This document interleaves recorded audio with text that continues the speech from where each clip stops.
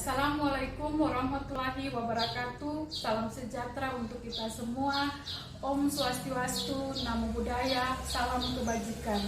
Yang terhormat Bapak Ibu Penguji UKIM PPG dalam jabatan periode 2 tahun 2024. Perkenalkan, nama saya Desi J. Mayaud. Saya adalah guru kimia pada SMA Negeri 22 Maluku Tengah, sekaligus sebagai mahasiswa PPG periode 2 tahun 2024 LPTK Universitas Patimura dengan NIM 2023491025 dengan nomor peserta 201500367724. Saya akan mengadakan praktek pembelajaran di kelas 11 IPA 1 SMA Negeri 22 Maluku Tengah dengan materi teori asam basa. Selamat menyaksikan video berikut ini. Terima kasih.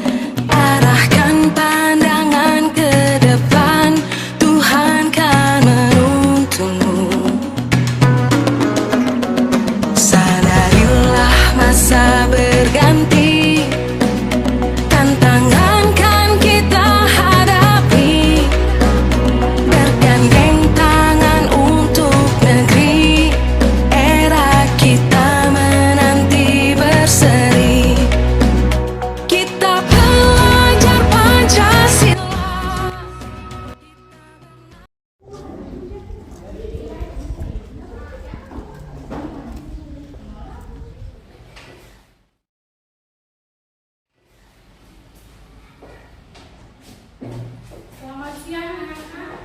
Siang Ibu. Bagaimana keadaan kalian hari ini? Baik Ibu. Hari ini Ibu mohon supaya anak-anak bisa melihat, mungkin ada kertas atau apa di bawah meja, boleh diangkat, sampah dibuang ke tempat sampah.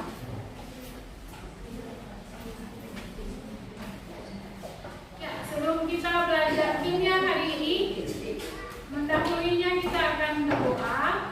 Ibu minta ketua kelas untuk pimpin kita dalam doa. Kepada ketua kelas, dipersilakan.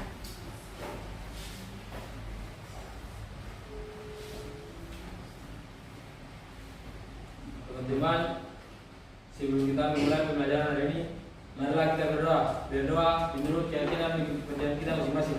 Berdoa mulai.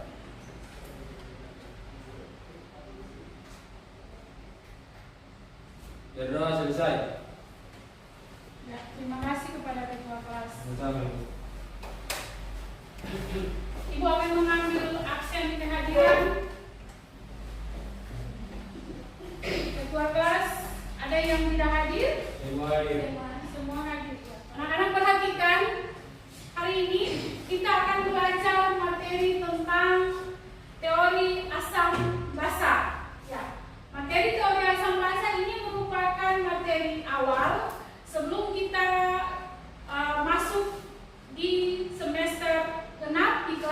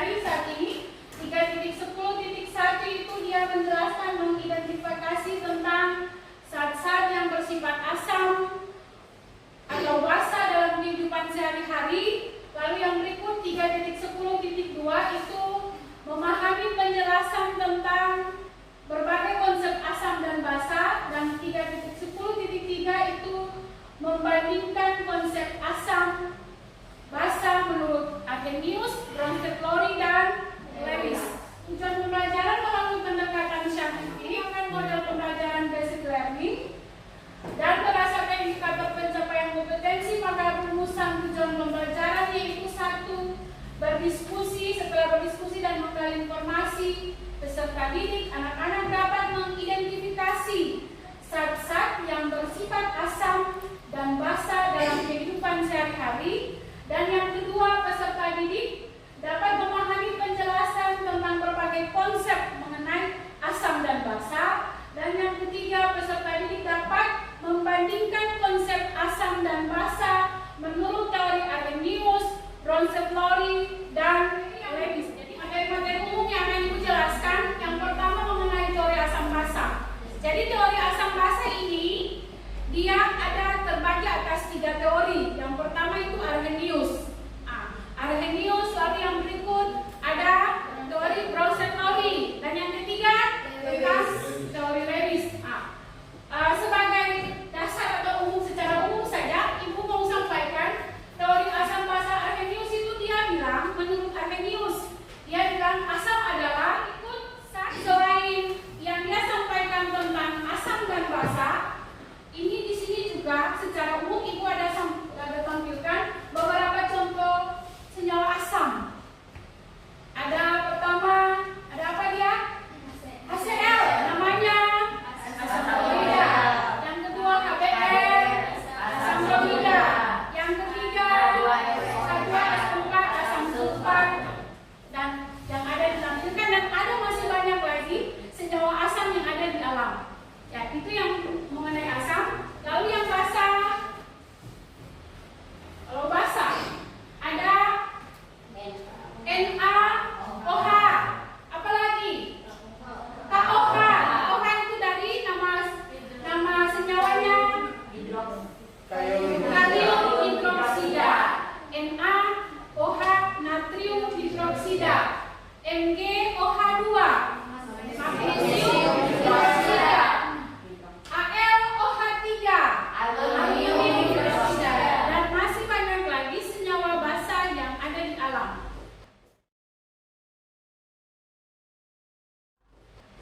Lalu yang berikut, anak-anak boleh perhatikan mengenal pengertian hujan asam dan proses terbentuknya. Hujan asam adalah hujan dengan air yang memiliki pH rendah sehingga memiliki sifat asam yang korosif atau menipis partikel lain. Hujan asam juga dikenal dengan sebagai hujan yang mengandung endapan asam. Peristiwa hujan asam dapat terjadi akibat dampak erupsi gunung. Namun, hal itu hanya menjadi sebagian kecil penyebab, bahkan jarang terjadi.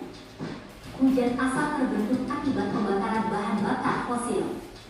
Awal terjadi terbentuk hujan asam dari pembakaran fosil oleh kendaraan bermotor. Dari pembakaran tersebut menimbulkan asap dengan berbagai jenis zat, antara lain gas karbon dioksida, sulfur dioksida, dan nitrogen oksida.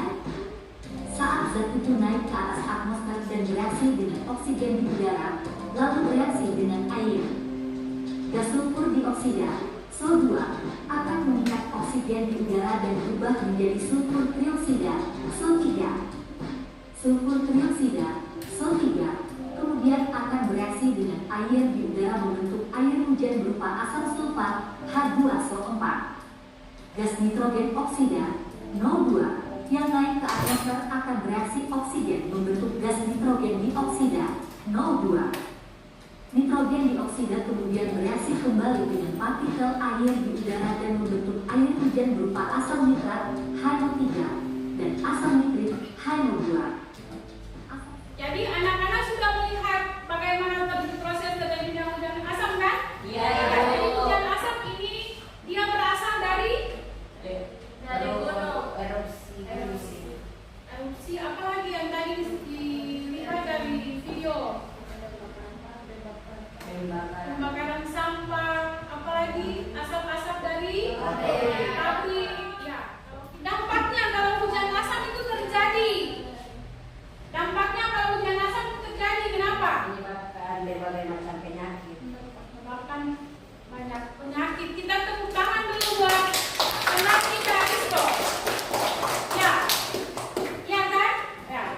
Jadi pengaruh hujan asap itu tidak baik juga untuk kita makhluk hidup, manusia, hewan, tumbuh-tumbuhan dan alam sekitar kita. Ya. Ibu akan membagikan anak-anak semua dalam beberapa kelompok, 3 kelompok yang telah Ibu tentukan secara heterogen. Anak-anak yang duduk di depan boleh berhadapan ke belakang. Yang duduk di depan boleh berhadapan ke belakang. Berhadapan ke depan di belakang. LKPD-nya Ibu berikan dan masing-masing kelompok boleh mengerjakan yang punya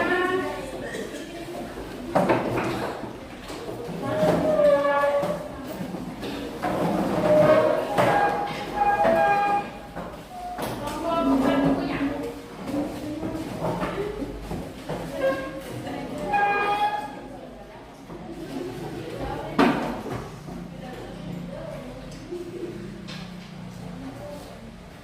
Power on. Anak-anak boleh perhatikan di LKPD yang Ibu berikan itu di masing-masing sudah di tangan masing-masing.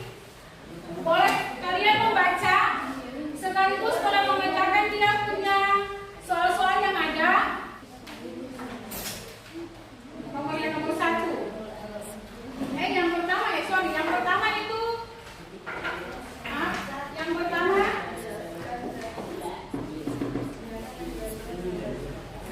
ya, jelaskan zat-zat yang bersifat asam dan basa. Boleh lihat, cari di buku LKPD-nya, di LKPD ada materinya. Boleh juga anak-anak lihat di bahan ajar ada, dan juga ada buku paket, internet boleh dipakai. Cari di Google terserah. Yang di Google juga bisa. Nomor 1 yang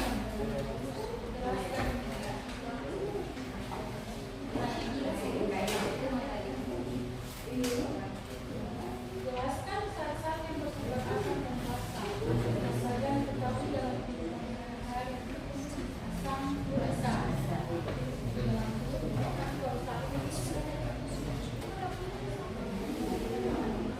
Lalu yang kedua, pertanyaan yang kedua,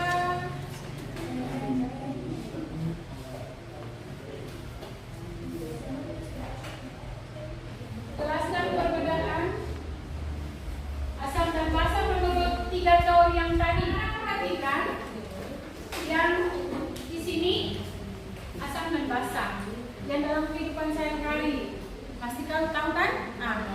Boleh buka buku paket bisa, di bahan ajar di sini juga boleh membantu. Boleh lihat buku paketnya itu atau buka di internet yang ada dalam kehidupan sehari-hari asam seperti apa. Beberapa contoh yang tadi itu sampaikan di lewat resepsi tadi itu sebagian kecil dari contoh dari asam dan basa. Ya. Lalu yang berikut untuk soal nomor 2. Soal nomor 2 itu jelaskan perbedaan asam dan basa menurut 3 teori yang tadi, Arrhenius, Bronsted-Lowry, dan Lewis. Menurut Arrhenius itu asam seperti apa, basa seperti apa yang mereka jelaskan di situ menurut teori mereka. Lalu yang ketiga, ini dia. Tuliskan contoh senyawa asam dan basa menurut 3 teori. Boleh di buku ada, di buku paket situ ada. Teori Arrhenius, asamnya ada, asam basa contohnya di sini ada. Masukkan juga ada yang ini. Bronsted-Lowry sebelah sini, Lewis sebelah sini. Bisa?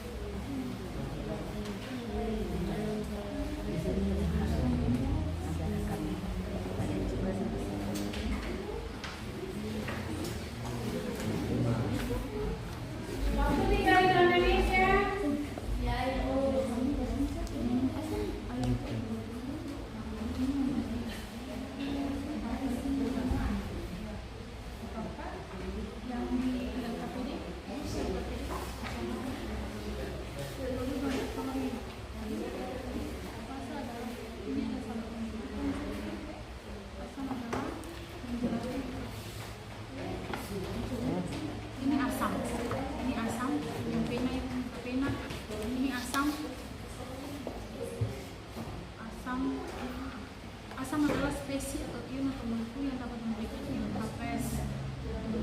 Sedangkan basa adalah spesies yang dapat menerima ion Hs akseptor. Oke, ini dia untuk pengertian. Bisa? Nah, lalu yang berikut, kalau dibilang asam basa konjugasi atau asam 2 basa 2 itu asam 2 basa 2 itu dia penambahan H+ dan pengurangan H+. Jadi misalnya ini berikan contoh, HCl tambah H2O menghasilkan H3O+ tambah Cl.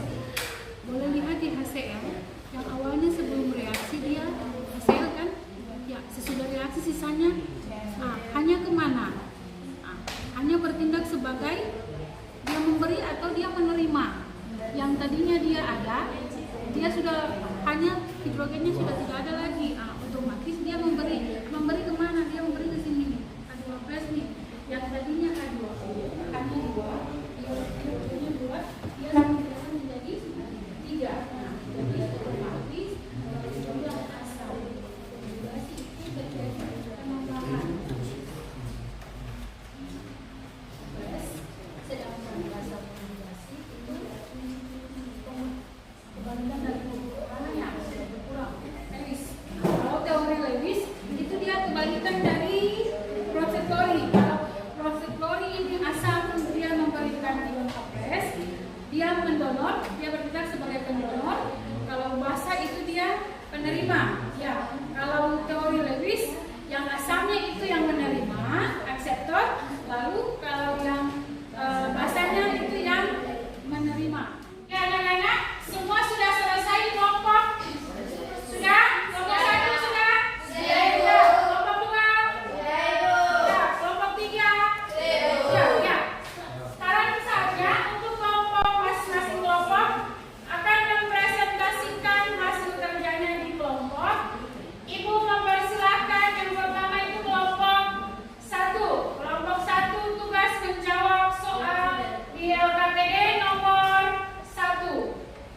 Bagi kelompok 1, Ibu persilahkan ke depan. Kita tepuk tangan, berikan aplaus semangat untuk kelompok 1.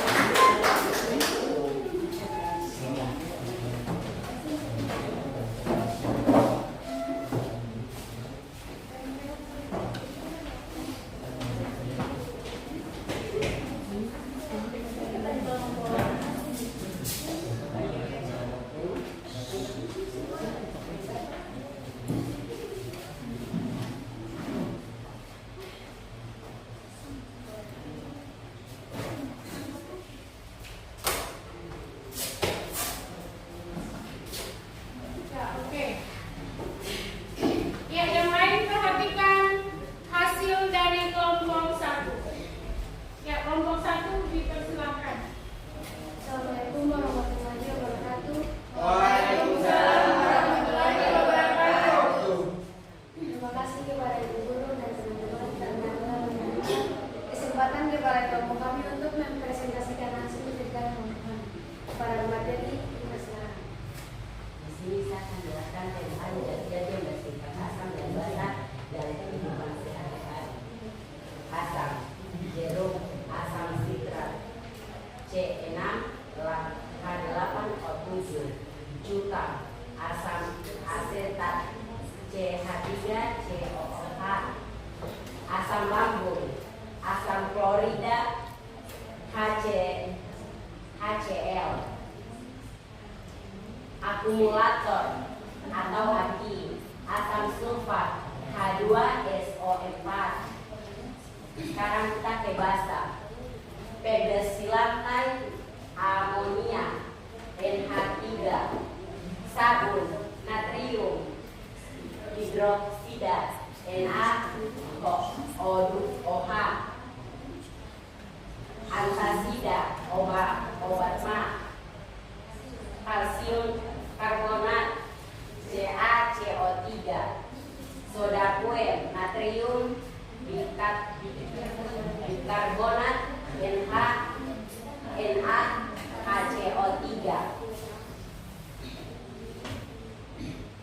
Sekian dari presentasi kelompok kami. Apakah ada tanggapan dari kelompok lain? Ya, silakan. Ada dari kelompok 2.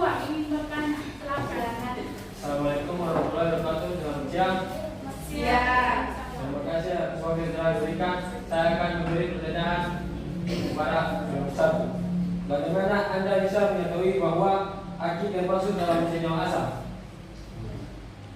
Ya, kelompok 1 boleh menjawab pertanyaan dari kelompok 2. Bagaimana kelompok 1 bisa menjawab bahwa aki itu dia termasuk dalam senyawa asam? Bisa kelompok 1? Ya, silakan. Saya akan menjawab pertanyaan dari kelompok 2. Karena aktifnya merupakan asam sulfat. Menurut teori Arrhenius, asam adalah zat yang dimasukkan ke dalam air akan menghasilkan ion H+. Bisa kita buktikan lewat reaksi ionisasi H2SO4 menghasilkan 2H+ tambah SO4 2-. Bagaimana kelompok 2?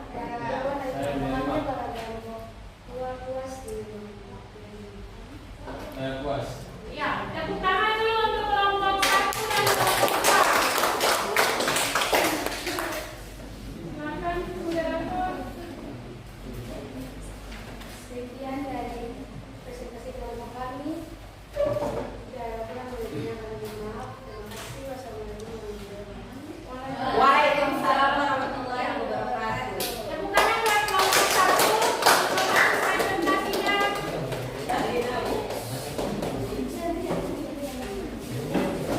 Iya, kelompok 1-nya sudah selesai dengan hasil presentasi. Sekarang Ibu meminta kelompok 2 untuk mempresentasikan hasil kerjanya di kelompok. Untuk kelompok 2 dipersilahkan. Kita berikan semangat dulu buat kelompok 2.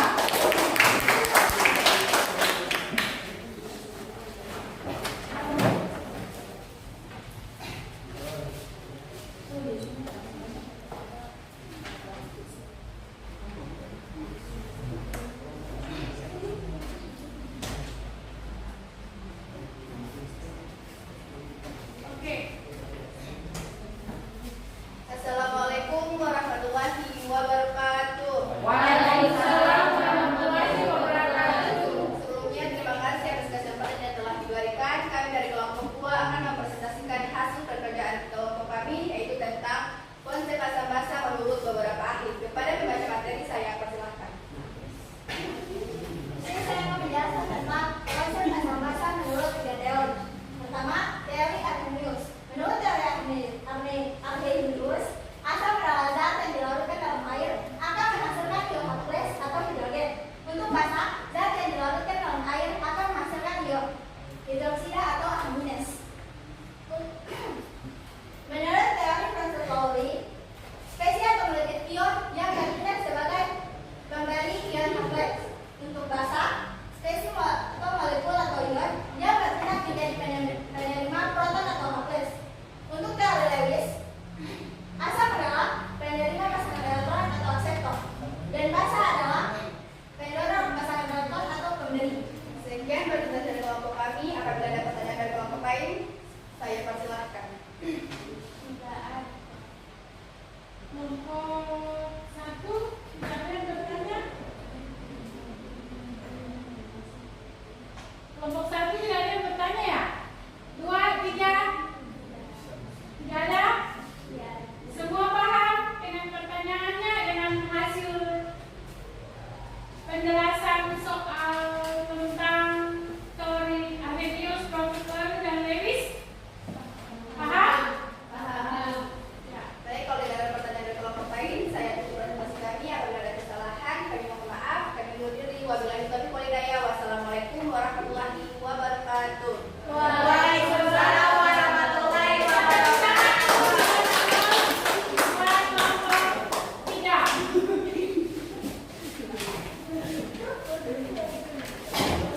Ya, kelompok yang terakhir, kelompok 3 dipersilahkan. Kita kasih semangat untuk kelompok yang paling terakhir.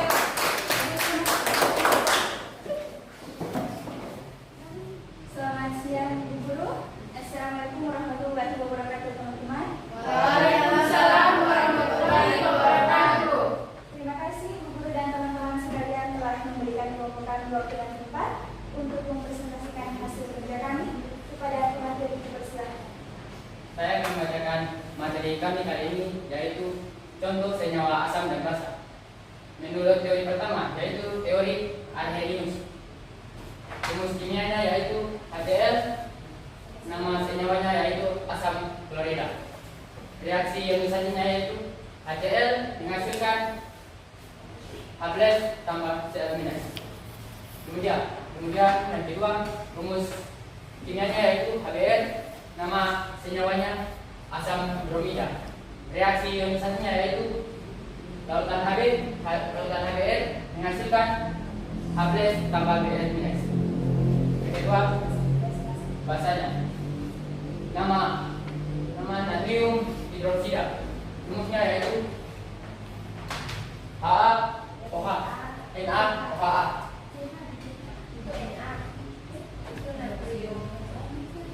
Reaksi ionisasinya yaitu NaOH menghasilkan NH+ tambah OH-. Yang kedua yaitu kalium hidroksida. Rumusnya yaitu KOH. Reaksi ionisasinya KOH menghasilkan K+ tambah OH-. Lanjut ke teori yang kedua yaitu teori Bronsted-Lowry. HCl tambah H2O menghasilkan reaksi bolak-balik yaitu H3OH+ tambah Cl-. Di sini HCl-nya yaitu H hidrogennya ditambahkan ke yang H2. Jadi jumlahnya menjadi H3O+. Itu saja presentasi kami. Apakah ada pertanyaan atau tanggapan dari kelompok lain? Ya, ada kelompok 1, 2. Sudah jelas? Jelas. Oke, kembali kepada moderator. Kalau tidak ada pertanyaan, saya tutup presentasi kami. Tidak ada suara kata mohon maaf. Wabillahi taufiq wal hidayah. Wassalamualaikum warahmatullahi wabarakatuh. Ya, kita berikan kelompok 1, 2, dan 3 boleh mempresentasikan hasil kerja mereka di papan sini.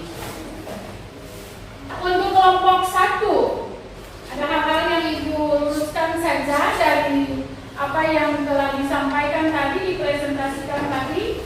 Untuk zat-zat yang bersifat asam dan basa dalam kehidupan sehari-hari. Untuk kelompok 1,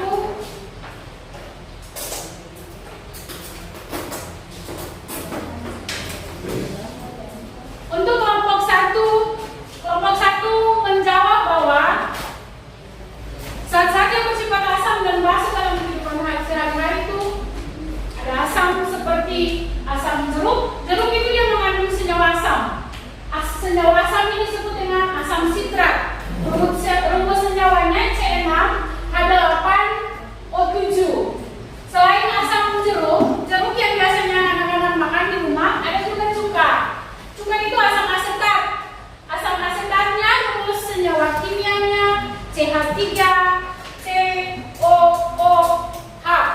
Lalu yang berikut ada lagi untuk senyawa asam. Biasanya obat yang anak-anak pakai ketika hati sakit, kita sakit itu obat yang kita pakai, obat apa? Antasida. Apa lagi? Ada lagi pertanyaan dari kelompok 2. Bagaimana kelompok 1 bisa mengetahui bahwa aki itu dia termasuk senyawa asam. Kenapa? Karena aki itu dia mengandung senyawa asam sulfat. Dari teori Arrhenius, dia bilang satu senyawa, satu zat jika dilarutkan di dalam air dia akan menghasilkan ion hidrogen, maka dia termasuk dalam senyawa asam. Untuk reaksi ionisasinya H2SO4. Dalam reaksi ionisasi dia H+ tambah SO4-2. Jadi yang ini yang mengandung senyawa asam. Ya, sampai di situ penjelasan Ibu melengkapi pertanyaan yang diberikan hasil kerja anak-anak semua. Ya anak-anak, sebelum kita masuk dalam post-test, dari hasil pembelajaran kita di hari ini tentang teori asam basa, apakah ada anak-anak yang bisa memberikan kesimpulan? Kelompok 1. Kelompok 1, kesimpulan dari asam arhenius. Bisa? Menurut arhenius, asam adalah suatu zat yang jika dimasukkan dalam air akan menghasilkan H+, sedangkan basa adalah senyawa yang jika dimasukkan dalam air akan menghasilkan OH-. OH-, tepuk tangan dulu buat kelompok 1. Perhatian dari kita. Jadi kita punya kesimpulan akhir dari ketiga teori tadi.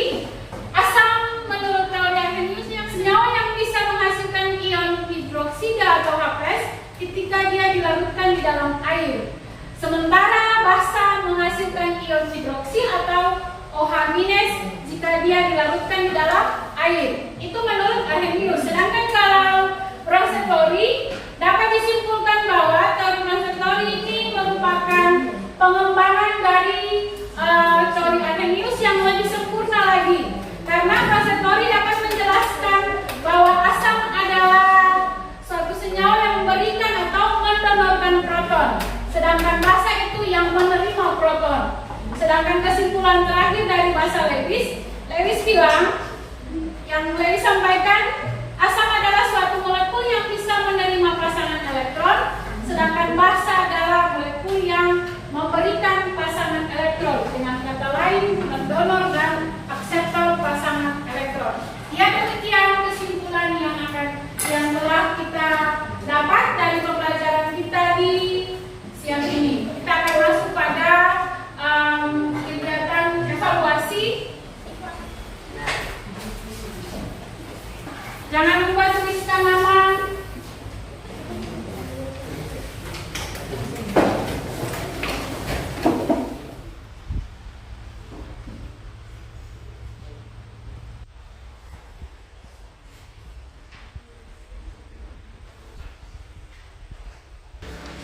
Ibu kira sudah bisa selesai? Perhatian, ya. Perhatian untuk kelompok 1 yang merasa ada di depan, tukar jawabannya dengan hasil kerjanya dengan teman pasangannya di belakang. Sudah? Siap? Di layar Ibu telah tampilkan jawabannya. Jawaban soal nomor 1, Anda berikan nanti langsung berikan jawaban. Anak, setelah kita mempelajari pelajaran tentang teori asam basa di dalam pembelajaran ini, ada refleksi pembelajaran. Kelompok 1, perasaan Anda bagaimana? Pilih nomor 1, 2, 3, atau 4? 4 juga ada, 4 juga ada yang 1 juga. Kenapa senang? Karena kita bisa memahami tentang teori asam dan basa. Teori asam dan basa. Tepuk tangan dulu. Untuk hasil refleksinya. Kita akan masuk di minggu depan dengan materi tentang indikator asam basa. Kita akan mengambil pembelajaran di saat ini kepada kelompok 1, ketua kelompok. Jika Ibu minta ke depan untuk memimpin kita di dalam doa untuk mengakhiri pembelajaran kita di saat ini. Kepada Cika, Ibu persilakan. Ya, kita semua siapkan bersihkan meja, lalu kita berdoa. Siap berdoa. Teman-teman, sebelum kita mengakhiri pembelajaran pada siang ini, mari kita berdoa. Berdoa menjadikan kita meminta masing-masing. Berdoa mulai.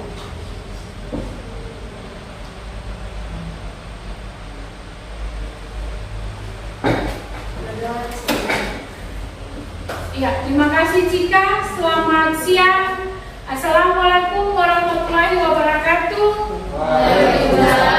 Terima kasih semuanya untuk pembelajaran kita di hari ini. Profil pelajar Pancasila tanamkan di dalam dada. Profil pelajar Pancasila.